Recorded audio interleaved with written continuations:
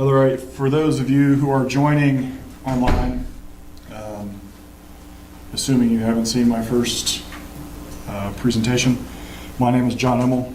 I'm going to continue with my case on the nature of philosophy, how it is the driving force of human action, and how ultimately it has impacted the evolution of Western thought, and in particular, and specifically, how it ultimately went to shape National Socialist Germany, and how it is ultimately shaping the current United States of America.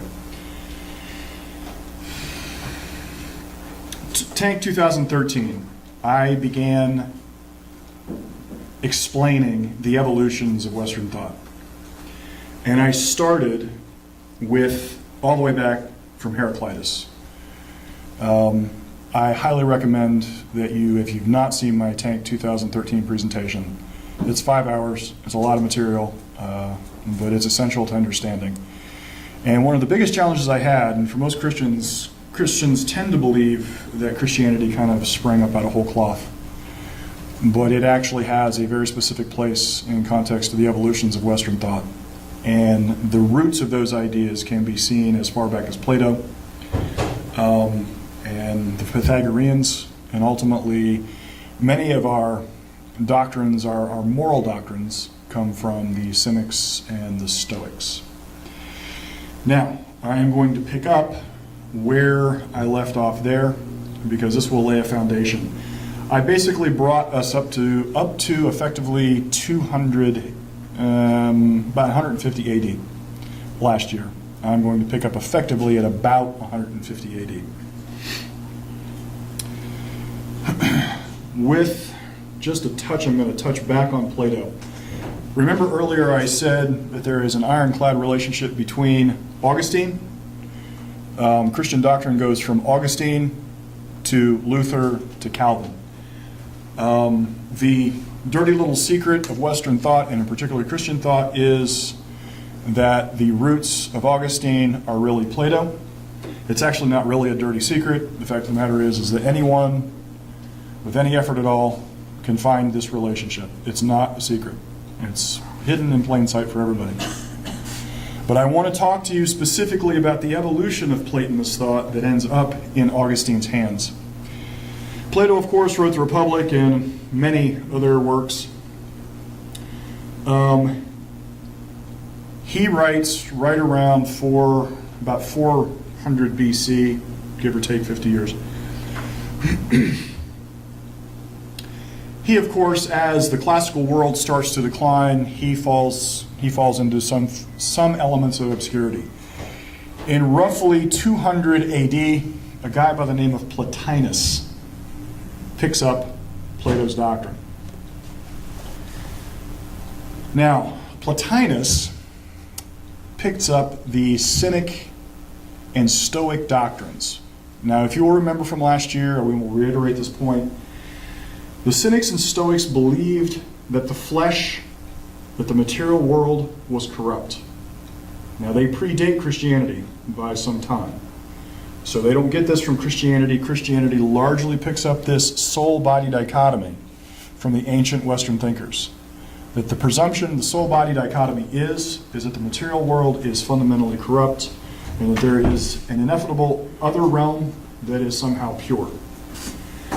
The Cynics and Stoics ultimately believed that the nature, and they had different variations on the same concept, but they ultimately believed that the way man approached and achieved knowledge, achieved virtue, was by the discipline of the flesh.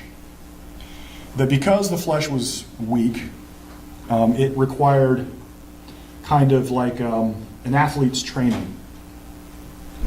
Well, this concept, of course, you can see the flavor of that concept in Paul's writing, who, of course, picked up a lot of these concepts from the Cynics and the Stoics. Paul tended to pick and choose whatever he thought advanced his particular ideas. But Plotinus takes these concepts, the Cynics and the Stoics, and he takes it to the next logical progression. Not only is the material world inferior, it is in fact totally morally depraved.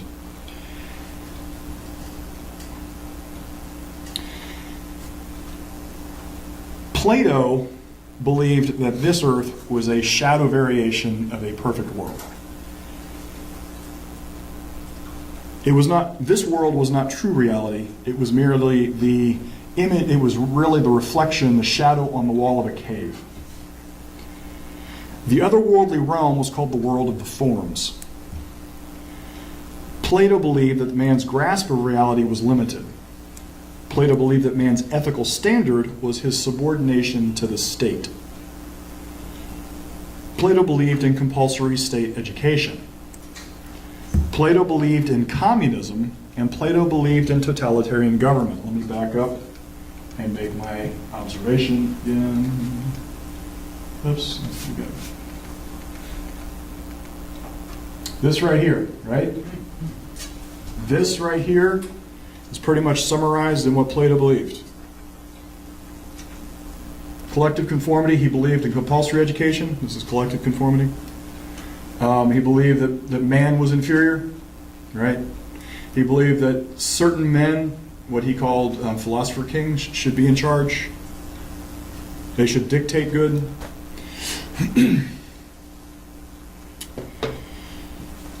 Enter the Cynics and Stoics. The Stoics begin to actually have an impact on Western thought. They believed in the denial of flesh was an existential ideal. The physical body limits man's ability to attain virtues. They practiced a rigorous physical training to attain those virtues. The Cynic and Stoic ideal became the Christian ideal. You see this reflected in Paul's comments, I beat my body. It is better that man cut off a hand such that he enters the kingdom of heaven. The physical body is corrupt and the material world is corrupt. Plotinus, by contrast, now you need to understand this contrast, Plato still has a secular philosophy. In other words, he still believes that man, select men, can get to this transcendent world, this world of forms. And the way man does that is by virtue of his reason. Now, it wasn't a clean blanket statement that all men had this ability. It was really reserved for a select few men who specifically practiced virtues that gave them access to the forms and higher levels of knowledge. But it was still a secular version. He introduced... Can I interject a question? Sure. Because I guess that's the way we're doing it in the conference, and if any of the speakers don't, want to wait till afterward, that's fine. Let me know. But Aristotle believed the same thing, but he believed everybody had that ability. I'm actually going to talk at length about Aristotle, so let me handle Aristotle when I get to Aristotle. Okay. All right. I'm trying to illustrate. Plato's full philosophical statement introduces a transcendent reality, but it is still a secular reality. It still has some form of man, some of man's ability has the ability to get there. Plotinus drops all vestiges of the human element. According to Plotinus' disciples, Plotinus had zero interest in the physical life. His entire obsession was attaining a transcendent reality. But his transcendent reality was a religious transcendence. Now I need to make one specific note. He accepted the premise of the mystery cults, the Gnostics. Gnosticism said the Gnostics were a mystery cults that arose right between towards the end of the 1st century up through the middle of the 2nd century. And they said that because man is physically corrupt, there was a certain initiating practice that gave them access to the knowledge. And they were uniquely qualified to get to this knowledge by virtue of their specific denial of fleshly existence. Well, their condemnation of the physical world ultimately shows up in the latter part of the 1st century as a direct assault on Christianity, and we'll talk about that here in a minute. This concept is carried forward to Plotinus, and Plotinus ultimately says that man no longer has any ability to access this higher dimension. The only means by which man gets to this dimension is through revelation. Plato's transcendent world is a secular world. Man has some ability to get to it. Plotinus, it is no longer secular. It is entirely a religious realm, and it is only accessed through revelation. Do you see the difference? Do you see the fundamental difference? Yes? No? Think I'm crazy? Okay. A secular transcendent world is graspable because man is the secularizing part. But a religious transcendent world is not graspable because man has no place in that world. Here's how Plotinus describes this. And I want you to hear the echoes of this that become Christianity. Let me read. The one is, in truth, beyond all statement. Whatever you say would limit it, the all-transcending, transcending even the most august mind, which alone of all things has true being, has no name. But we can but try to indicate, if possible, something concerning it. If we do not grasp it by knowledge, what does that not mean that we do not seize it? How does man come to seize knowledge of a transcendent being? It is impossible for man to seize transcendent knowledge by reason. Now I want you to notice that he wanted reason to be part of man's incompetence. Man would be entirely dependent on mystic visions. Actually, my notes I think are actually in here. These are my notes. The all-transcendent was by mystic vision. To gain access to the transcendent was by mystic vision, or in Christian parlance, divine revelation. The next paragraph is something that Plotinus said. The all-transcendent God, the universe, the material world has left God out. Oh, for heaven's sake, John. These are terrible. These are actually still my notes. The all-transcendent God, the universe, and the universe it left God to become. I really have written this wrong.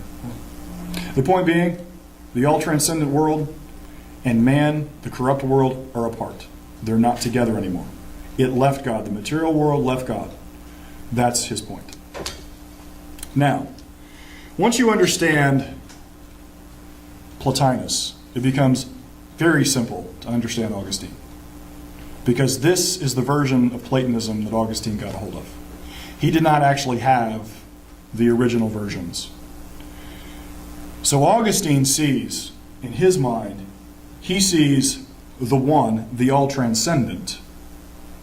He sees that as the Christian God. And it is from here, this is the fundamental, the framework within which he places Christianity. And here is why. Here's the problem with early Christianity. Jesus shows up in Israel talking to Israelites about Israelite issues. He repeatedly says that he's talking to the lost children of Israel. He repeatedly says that his focus and ministry is specifically to them, and that it is limited.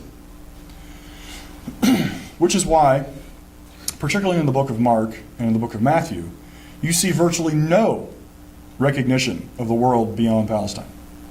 You see functionally no understanding of the broader Hellenistic world.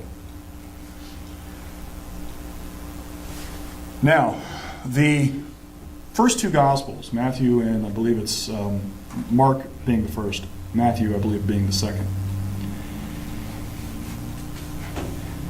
they have no broader exposure because it was not important to them. The original sources were compiled were to those specific audiences. By the time we get to Luke, of course, being a Roman, has much more concern with the broader Hellenistic world. And his original works are actually to someone named Theophilus. Now, doesn't matter if Theophilus was a man or a general word for a group of people. Ultimately, Luke's interest is to a broader Greek world. And so Luke's focus, but even then, Luke's focus is only in as much as he wants to show the progression of effectively the Great Commission, go into the uttermost parts of the earth, to these people. That's his primary driving force. So even by the time we get to the book of Acts, he still is just focused on that evolution. Interestingly enough, Luke makes no mention of Paul's writings.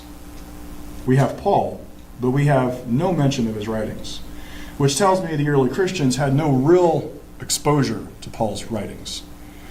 And herein lay part of the problem. As this Jewish movement started out in this little backwater, know-nothing territory of the Roman Empire, moves into the broader Hellenistic world, it is confronted with some profound intellectual problems. The Hellenistic world has no association with the Jewish background of the things that Jesus said and did. And this becomes so stark and so dramatic that by the time we get to the Gospel of John, the introduction of the Gospel of John is a full-on polemic against Gnostic doctrines. And that's because the Gospel of John is probably dated sometime late in the 1st century. I'll stand in front of my notes here. So you have, by the time we get to the Gospel of John, we have very obviously now begun to encounter ideas that we do not know how to overcome.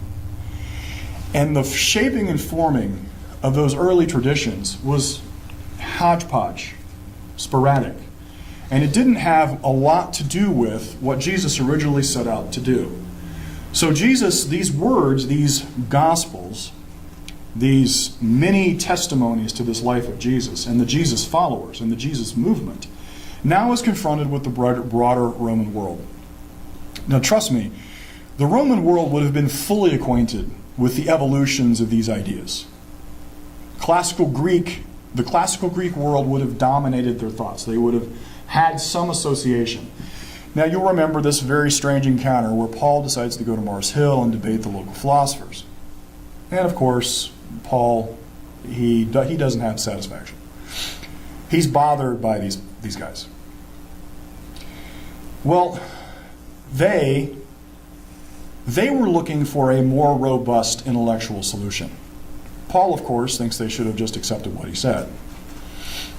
And herein is the central problem. There was no quick way to explain the nature of the Jesus movement to this broader Hellenistic concept, to this broader Hellenistic world, because it was not a full philosophical statement. It is a collection of stories and aphorisms and parables. And so to that world and to that mind, it did not have a lot of direct relevance. So by the time we get into the 2nd century, Christianity is really reeling from its exposure. Now remember, Paul said he went to the Gentiles, but the fact of the matter is he got no traction amongst the Gentiles. He ended up in the diaspora, talking to Jews, displaced Jews, and debating the merits of their diaspora theology up against the life and existence of Jesus. That's where Paul gets most of his traction. But to the broader Roman world, it doesn't get a lot of traction until you have men start to integrate these ideas, starting roughly in the 2nd century, into the broader philosophical statement. Now, the first people to actually try to incorporate, well, one of the first was Philo. Philo was a Jew, and he was definitely a Hellenized Jew. And his goal was to take Platonism and merge it into Judaism. And he was one of a number who were making these attempts. So you see Christianity struggling because it does not have the ability it doesn't have a cohesive statement. It doesn't have the ability to win in the broader arena of ideas. It has some ideas that have some endurance, but it doesn't really have any really philosophical staying power, which is why by the middle of the 2nd century, ultimately when the church moved towards orthodoxy, it identified over 80 heresies. I made this point last year. Imagine the robust intellectual environment that must have existed for the people who ultimately purged heresies to identify 80 of them that had Christianity attached to it. That means there was enough ideas in action and enough variance on those ideas that they collected a tradition, and that tradition was ultimately seen as somehow antithetical to what was defined as orthodoxy. So you have a lot of intellectual activity. Unfortunately, the people in charge of who defined that orthodoxy, who defined that intellectual statement, believed in violence. And so they were ultimately able to purge it. And so, of course, this is actually Christianity up till about the 3rd century. This is Christianity's fundamental problem. How does it sustain in this broader, virtually hostile world? How does it sustain and compete with all of these other ideologies? Well, this is the fundamental problem that landed in Augustine's lap. And it was Augustine who set out to finalize the integration of these ideas, and what he used was the turnkey solution of Platonism to do it. Because he saw, of course, as I pointed out, he saw the fundamentals of the Christian transcendent religious concept in Plotinus. And that's what gives him the whole breadth of his statement. Now, concurrent with this, the Roman Empire is crumbling. There is a lot of chaos, both political and social, happening in the world. And so people are looking for some means and some way to begin to explain these things. And so a corrupt material world and a corrupt man in a war-torn and war-ravaged and famine-ravaged existence, this seemed to make an enormous amount of sense. Now, concurrent with Augustine is the political side of this equation. Oh, I need to describe one thing. Dogmatism. Augustine ultimately believes and accepts the doctrine of dogmatism. Dogmatism is the expectation that select men are morally qualified, morally justified in dictating intellectual content.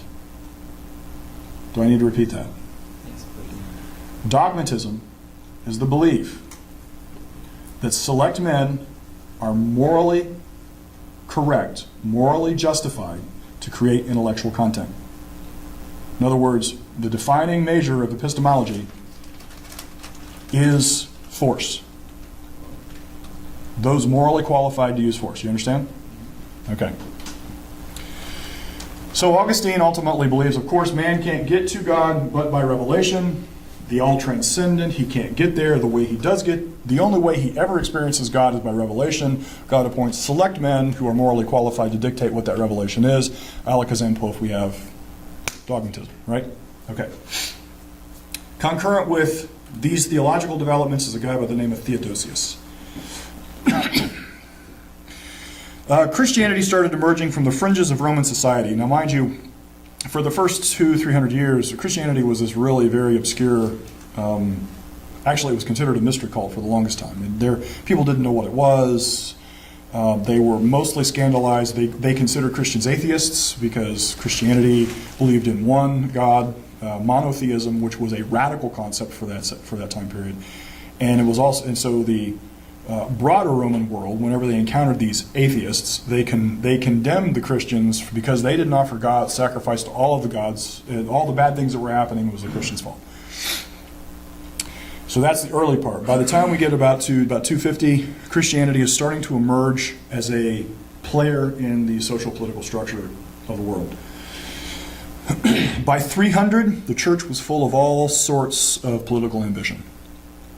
Bishops became effectively synonymous with rulers. Constantine then capitalizes on the Christian statist ambition as he presided over the Council of Nicaea. The Council of Nicaea is when we decided the doctrine of the Trinity that you all take as an absolute doesn't actually show up until about 325.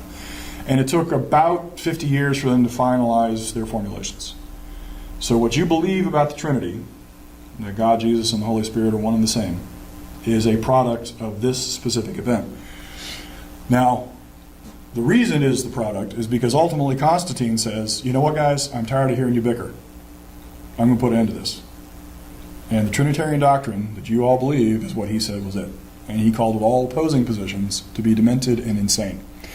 And then they decided to persecute anyone who happened to believe otherwise. And by the way, by contrast, the Homoian concept had been the dominant thought for the better part of 200 years.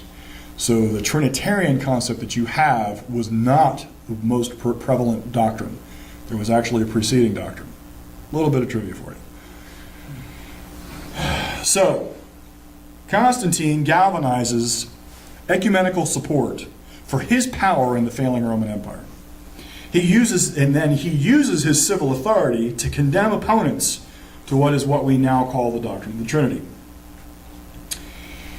In trade, the winning bishops pledge their allegiance to Constantine. Now, Constantine dies in 337, but the Council of Nicaea lasted for almost another 25 years. And as each year passed, the church became increasingly more embroiled in civil governance. And I want to read this. Fast forward through many civil wars and political machinations, wars with the Persians and endless skirmishes with the Goths, the death of Valentinian, the death of his brother Valens at the Battle of Adrianople, and the appointment of Flavius Theodosius to emperor in 379. Theodosius' role in history, and more importantly, church history, has been, as Charles Freeman notes in his book AD 381, airbrushed out of existence. This is a profound failing, because in 381, Theodosius, emperor of the Eastern Roman Empire, decreed that all of his subjects were to pledge commitment to the Trinity, Father, Son, and Holy Spirit, as co-equal, on pain of death. For the first time in Greco-Roman history, religious orthodoxy became synonymous with political power. In 381, the power of the state was galvanized into Christianity forever. This forever changed the face of the world, and from this point forward, the leading Christian theological concern was who had the authority, the force, to compel doctrinal outcomes.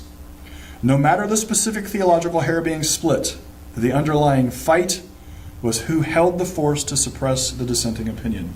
By the way, that's from an article I wrote on spiritualtyranny.com. So I didn't plagiarize somebody, that's actually me. Here's why this is important.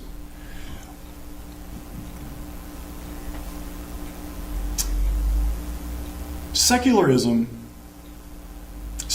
gets a black eye because we tend to assume that secular means immoral. This is actually not true. It's a false equation.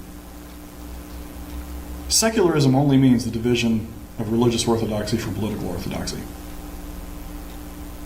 A secular state is effectively an agnostic state. It means the state doesn't care. The force of government does not care what the specific religious convictions of people are. The Hellenistic world, and in particular the classical Greek world, was effectively, even though they believed in hundreds of gods, was effectively a secular state.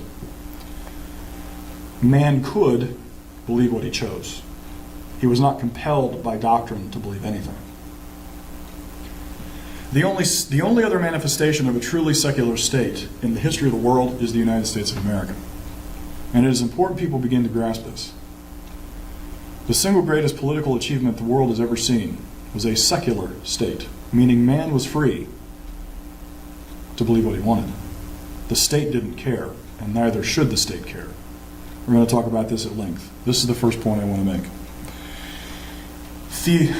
Theocracy, on the other hand, is the merging of political power with theological orthodoxy.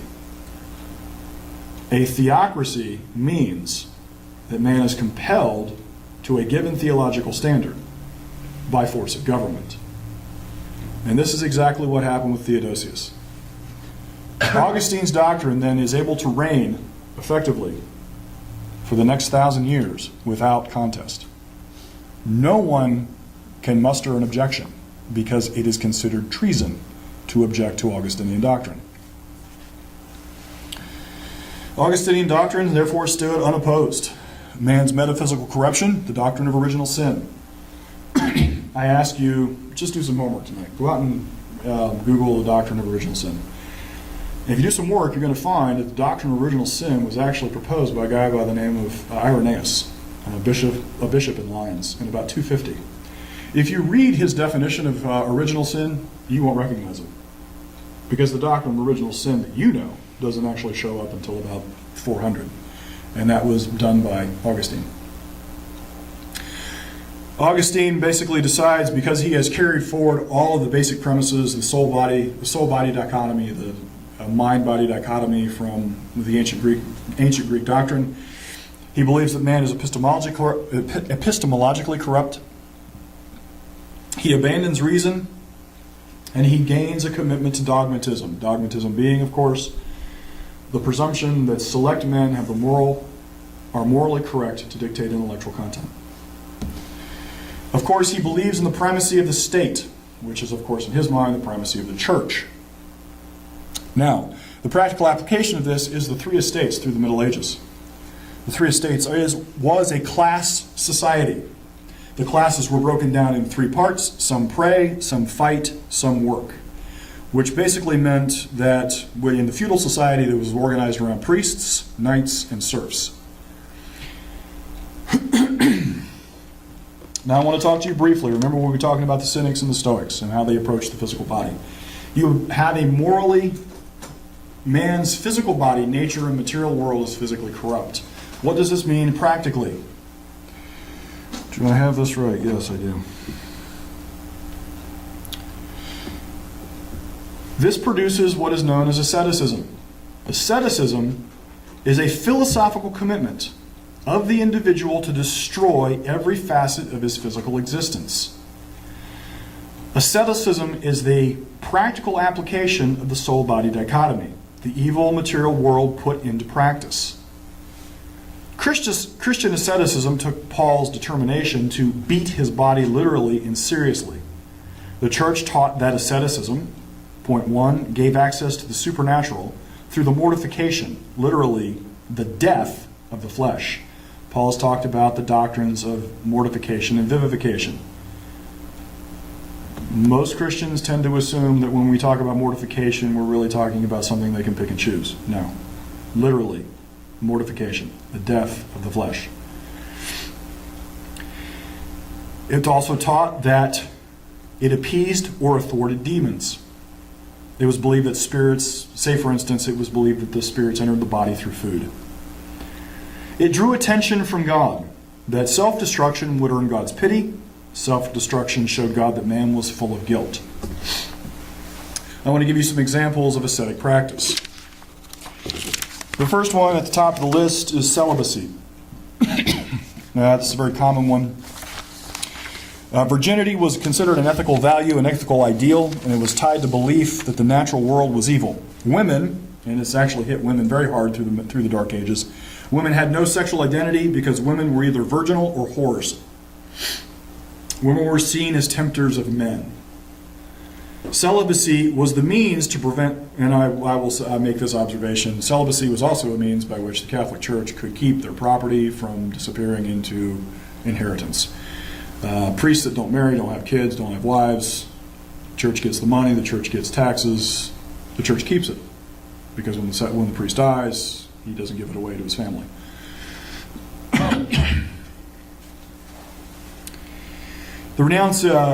Another ascetic practice was the renunciation of material possessions. For example, a guy by the name of Alexander Akoimidos, my Greek is rusty, so I don't know. Actually, I don't know Greek, so. He married poverty, which I think is hilarious considering our current preoccupations with defining marriage in America. So he would beg his food and did not keep his excess. One commentator on Alexander's life said that his form of monasticism was better because it didn't create the housekeeping problems of, say, the Franciscans. In other words, he didn't have clutter. I think that's hilarious. Of course, another ascetic practice was the renunciation of food. The ideal Christian fasted for 40 days, as of course practiced by Jesus. It also turns out that starvation past 40 days kills you. They reduced or prevented sleep. They turned sleep into torture. They slept on beds of nails. They were beaten if they fell asleep.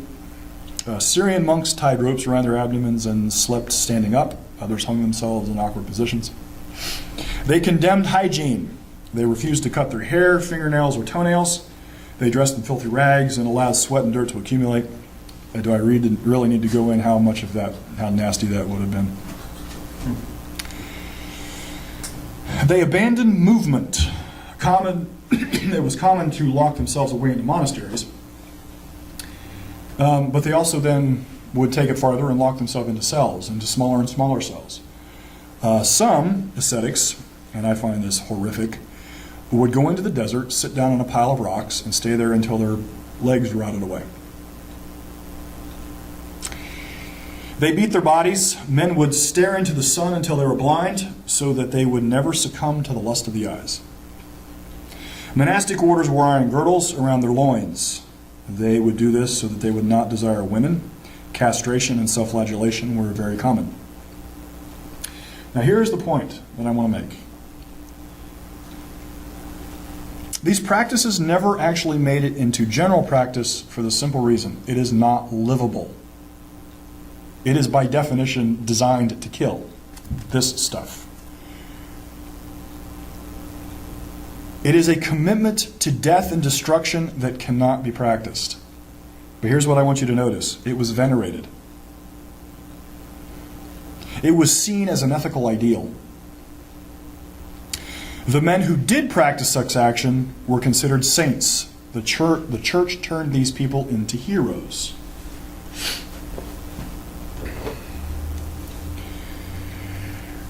Because of Augustine, through the Dark Ages, we have an entire intellectual collapse. Reason cannot grasp God, and there is no earthly reality. Remember, we're talking about the all-transcendent, a mystical other world, an undefinable world, a world entirely apart from man at all. The only means by which he gets to reality is through revelation. Have you ever met somebody who is so heavenly minded they are of no earthly good? You've talked to them, right? And it's surreal. Everything they do is somehow proof text. The Puritans you talked about earlier, the way they justified, what'd you say, the earthquakes? They said, how did they define that? I'm sorry, I don't think I remember. It was like from the book of Amos, where God thundered, right. Thundered from Zion. Right, God thunders from Zion. Well, they have an earthquake, and so the way they explain the word earthquake is because God thunders from Zion. You talk to people like this, and everything they do they have no ability to grasp causality. Just basic concepts like gravity. Everything they do is in terms of this grand, otherworldly perspective. Imagine an entire culture built like this. The entire culture is organized around this fundamental presumption.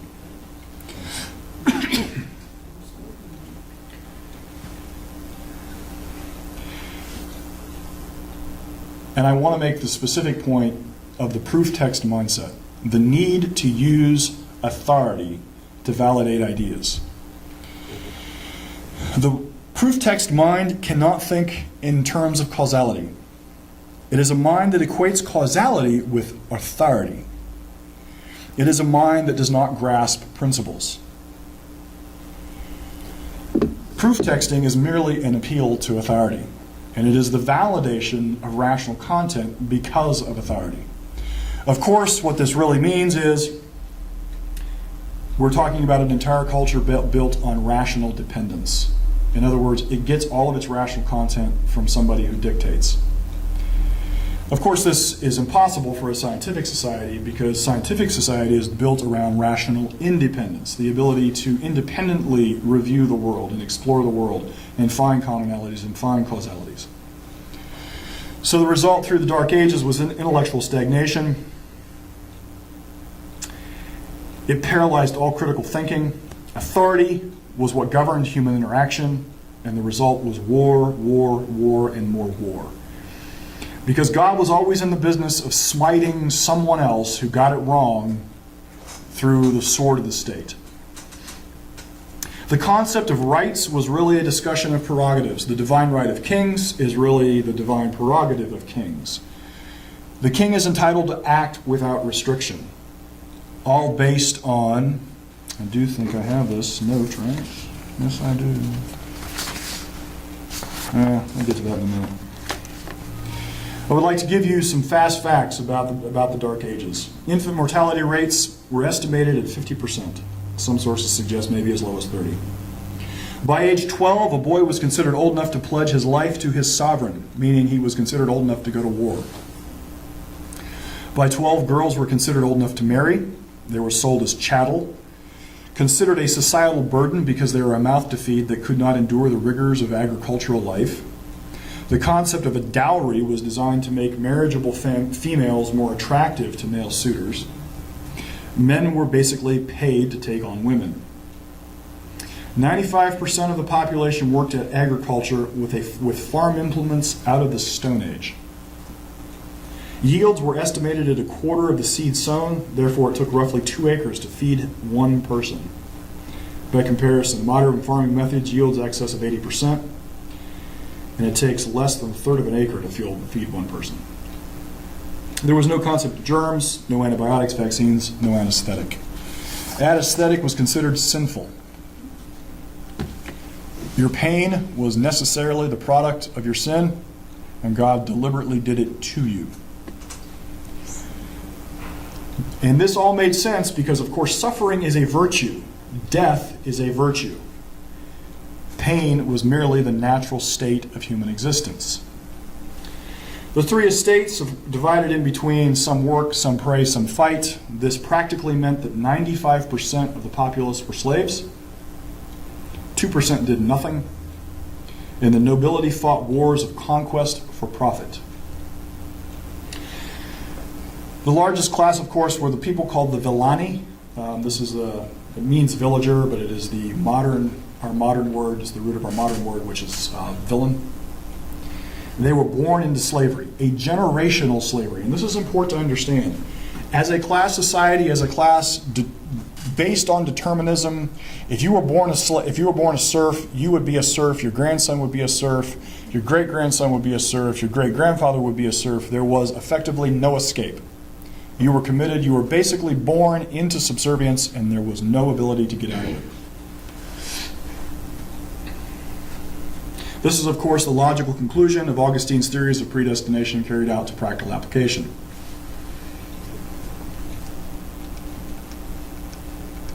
John, Yep. let me quickly interject that the Puritans taught that upward mobility was a violation of the 5th commandment. Yes. Okay?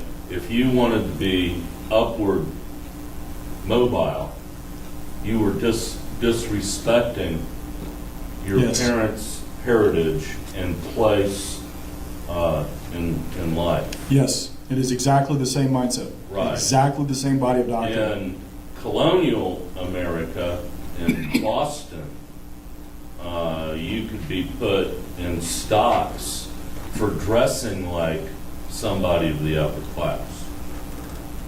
Correct. It is exactly the same. It is exactly the same. Remember I told you that most people encounter their broader philosophical statement at the point of ethics. This is exactly the same thing. This is the ethical premise of moral inferiority put into practice.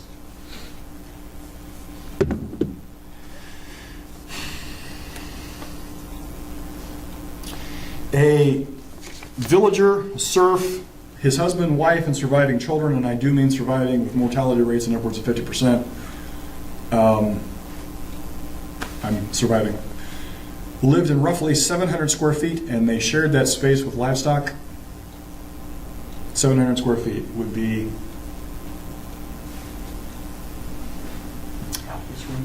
Oh, no, not even. Not even. No. Maybe from here to the wall. Small. Justice, and I use the bunny quotes, was meted out with brutal efficiency. Men who stole from the Lord's property, which was effectively everything in sight, could be penalized by being pilloried, drawn and quartered, cut open, limbs, noses, or ears cut off. Women who were accused of crimes, say, daring to seduce the priest or lord. And what I mean by seduce, I mean they lusted after her. Had their genitals impaled with hot irons, locked in iron maidens, burned at the stake, and drowned. The church sanctioned all of these actions by government. By Paul's quote in Romans 13. Can I borrow somebody's ESV? That was a joke. Certainly there's no ESVs in here, right? Except for Paul. He uses it for... Romans 13, verse 1 and 2. Can somebody read it real loud for me? Go ahead, Andy. This is King James. That doesn't matter. It says the same thing. Let every soul be subject unto the higher powers, for there is no power but of God. The powers that be are ordained of God. For whosoever therefore resisteth the power, resisteth the ordinance of God. And they that resist shall receive to themselves damnation. Correct. This is ultimately the foundation of the divine right of kings, the presumption that the king is appointed of God and whatever he happens to do is exactly what God chooses. This is also a corollary of the doctrine of predestination. It's what God intends. What you see manifest is specifically what God is after.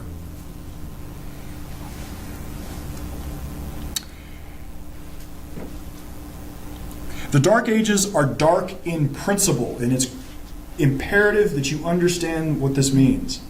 Philosophically, it is dark on purpose.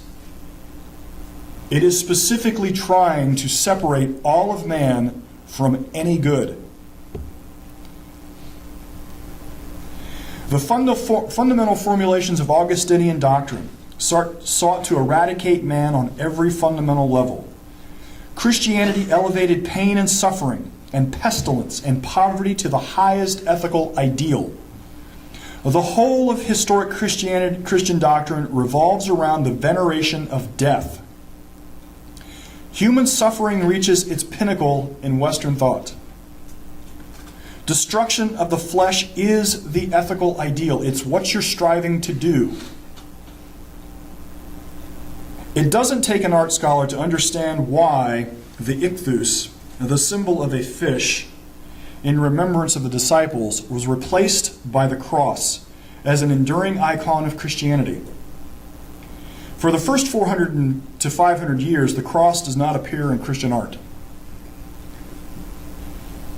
But by the start of the 6th century, the cross, which is an emblem of political subjugation and torture, becomes Christianity's central icon. But what other icon would be appropriate for a religion built on human suffering? 400 years after Jesus came to preach life in the covenants of promise, Christianity became a cult of death that ruled the world with a nihilistic iron fist.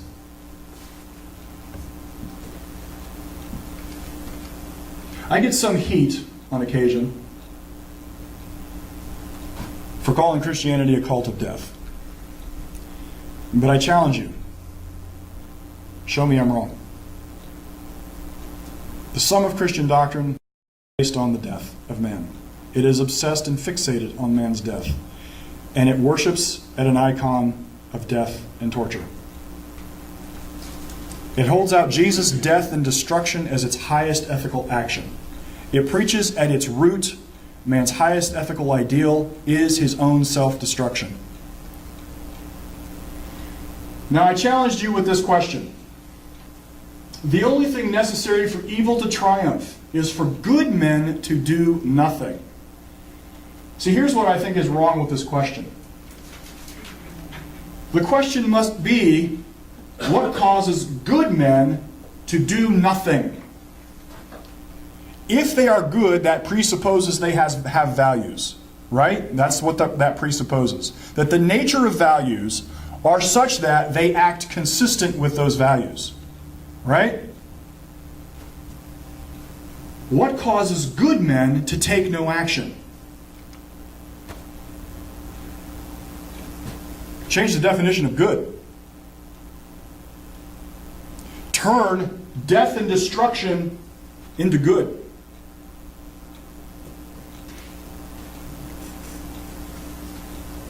You want to know what happened in National Socialist Germany?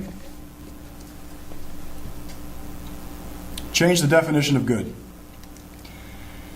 Now, for me to actually explain why this is so important, we're going to have to do some more remedial work tomorrow.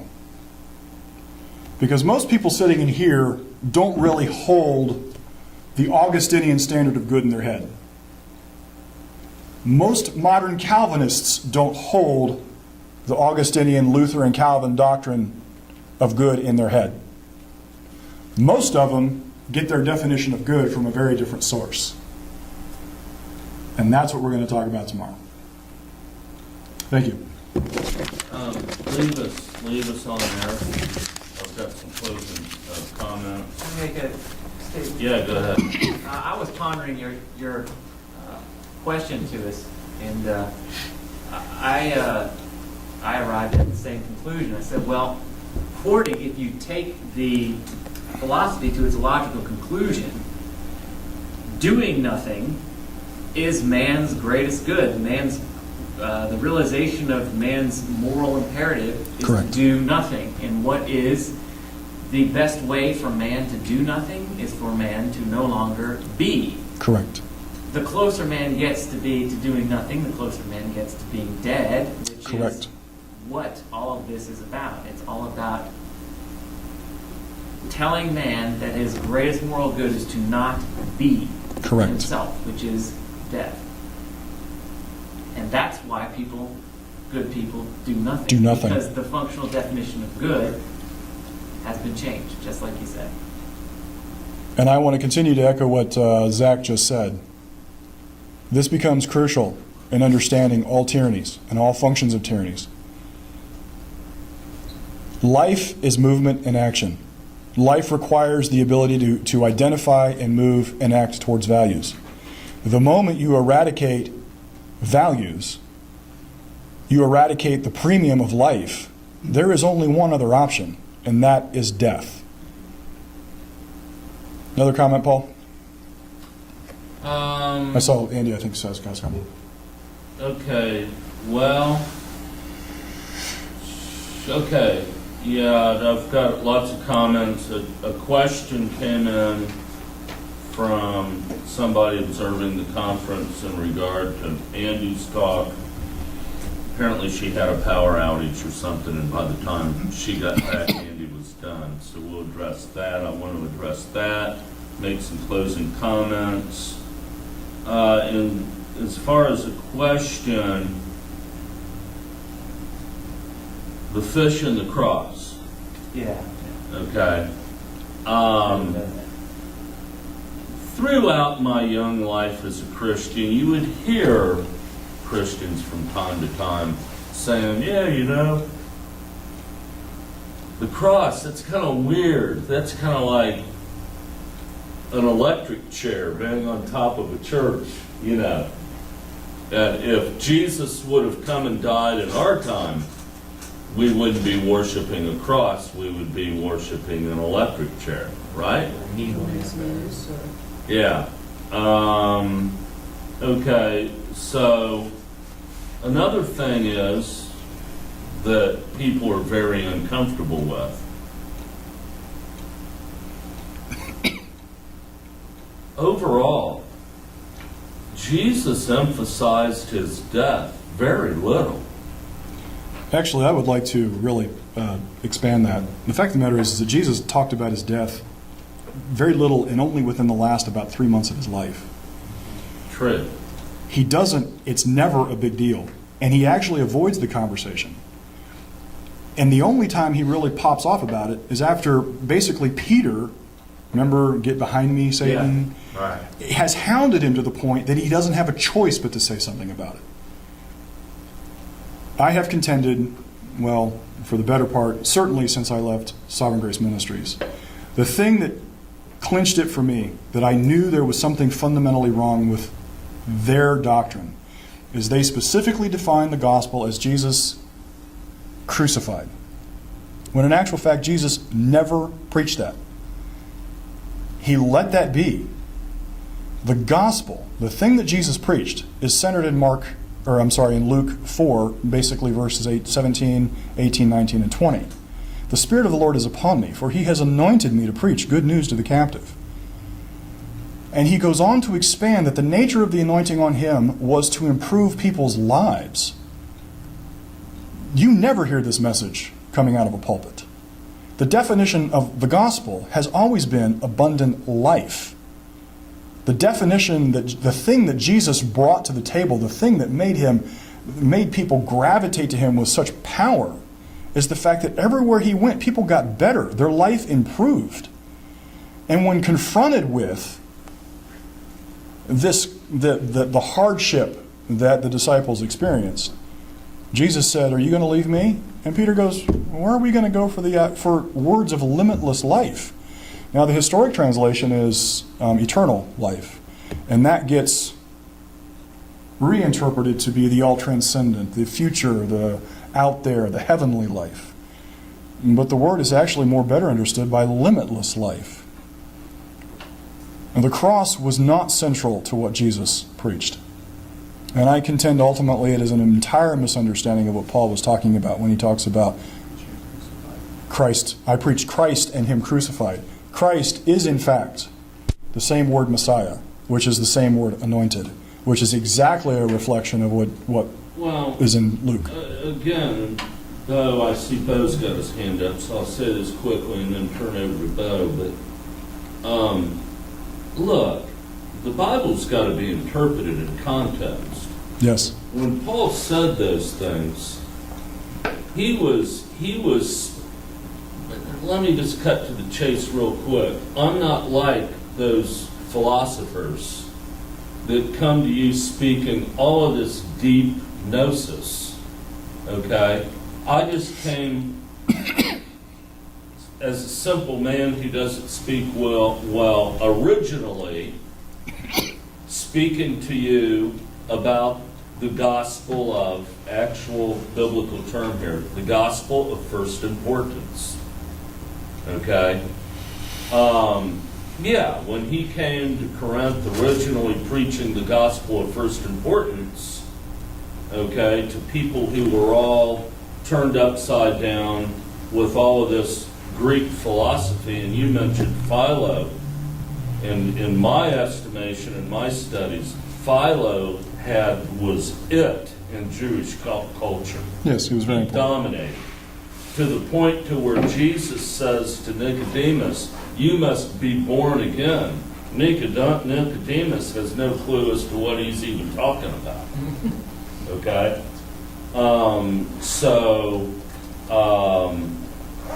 And I guess my quick question is, before Bo comments, is how far does this go back, and to what degree can we compare this with Moses saying, "Choose life"? Okay? Well, I've really never laid this out with any specificity, and it really does require being laid out with a lot of specificity.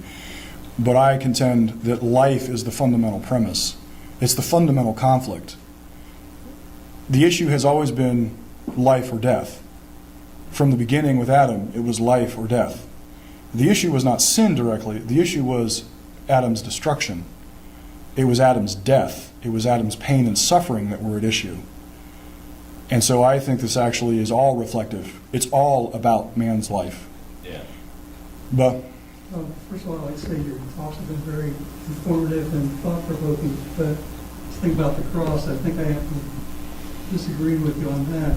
And We allow that here. 1 Corinthians 1. But wait a minute now. You need to submit to my authority here. And I need to say some words about all of this, so make sure we stay online in class. Go ahead, Bill. 1 Corinthians 1:17, 18, Apostle Paul said, "For Christ sent me not to baptize, but to preach the gospel, not with words of wisdom, lest the cross of Christ should be made of none effect. For the preaching of the cross is to them that perish foolishness, but unto us which are saved it is the power of God." I think the cross is maybe the simple message of the Bible. All the That's it says fundamentally. He was a lamb slain from the foundation of the world. Millions of animals were slain to point forward to the cross. That is a very Christian anachronistic interpretation, and I understand where you get it, Well, it's and I based haven't on really. It's based on the Hebrew roots too. But it was the lamb slain that was just pointing forward to the death of Christ on the cross. And the reason it's important is because if we didn't have that, we would have a God that was not just. we have a God who was arbitrary and he did not punish sin. He let it go. He just closed his eyes and let it go. We would have an unholy God, going back to what Andy was preaching. God is, What I find fascinating, and I'm going to answer your question, your observation this way. What I find fascinating is that for all of Protestant Christianity's determination to insist that it is not Catholic, it remains metaphysically Catholic, and it remains doctrinally Catholic. The explanation you just gave for Paul's assertion is very definitely has its roots way back in Augustine. And it's still... It's in the Bible. No, and this is actually a very important point. There's a difference between something being in the Bible and the interpretive methodology that you arrive at a conclusion being necessarily biblical. And that is a heart, and it's one of the reasons I actually stay away from doctrinal arguments, because I think you have read in specific assumptions, and you've cut and pasted ideas together that may or may not go together. And those are interpretive conclusions. And that is very different than there being a sound doctrine. Anyway, like I said, that's my take on the subject. John the Baptist said, "Behold, the Lamb of God that takes away the sins of the world." Correct. But what John the Baptist said is not specifically related to what Paul said. I have another question. Sure. I have a book at home. I think it's called The Church in the Wilderness by Wilkinson. Okay. And David Wilkerson or no, Okay. I think I can find it, but he gives historic evidence that there was another branch of the original church, I think out of Antioch, that went to the east and actually proselytized over in India and China. Correct. And they weren't affected by the Reformation and any of this stuff, but they existed until they were wiped out by the Jesuits, I think around 1500, and they kept the Sabbath. So one of the things I wanted the Seventh-day Sabbath, one of the things, when did the Sunday Sabbath come in? It was, if I remember correctly, it was then an expropriation of a Roman holiday.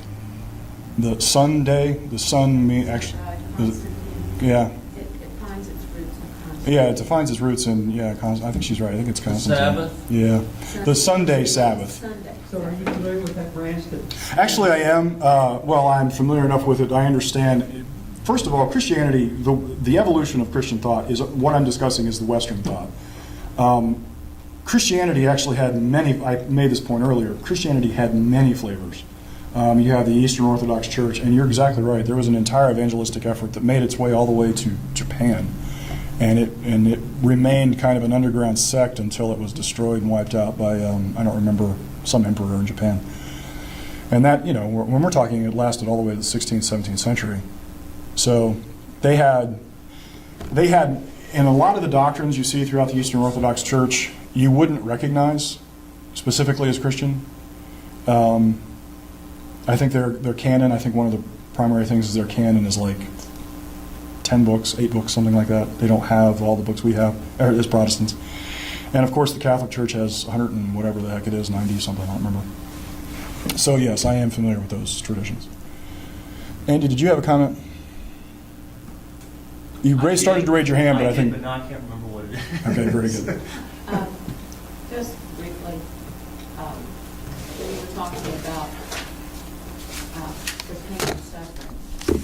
That was a concept that was very big with the Puritans too, where they really accused the Native American midwives of witchcraft, because the Native Americans had an herbal medicinal history, and the Native American midwives would actually give the women in labor herbal brews that would lessen the pain. Correct. And if a Puritan midwife gave anything to lessen the pain of childbirth, they were accused of witchcraft and could be sent to their death, or they could be whipped in public, or they could at least be admonished in public. what we don't realize is the super amount of superstition brought over from Europe in regards and incorporated into religious thought. Yes, correct. But the reason that, the theological reason why they were not supposed to have anything to do with Cain was because she had the seed of Eve Correct. and in her, and all women have the seed of Eve. Therefore, they are the lesser value, of lesser importance. They're the weaker vessel, all of that.